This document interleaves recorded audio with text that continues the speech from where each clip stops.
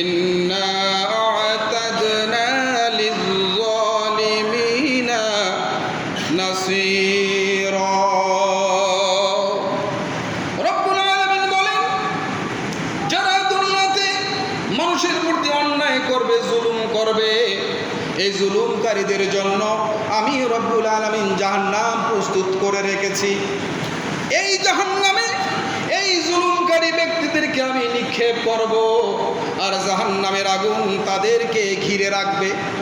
জাহান্নামের আগুন প্রাচীরের মতো চতুর্দিক দিয়ে ওই জুলুমকারীদেরকে বিস্তৃত করে রাখবে, ঘিরে রাখবে।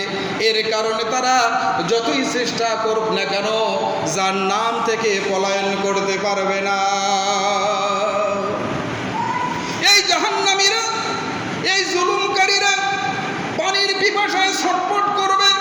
রব্বুল আলামিনের কাছে যখন তাদেরকে, রব্বুল আলামিনের কাছে যখন তারা পানি চাইবে, রব্বুল আলামিন বলেন আমি তাদেরকে ওই জাহান্নামীদের শরীর থেকে নির্গত গলিত পুজ এবং রক্ত তাদেরকে পান করার জন্য দেব।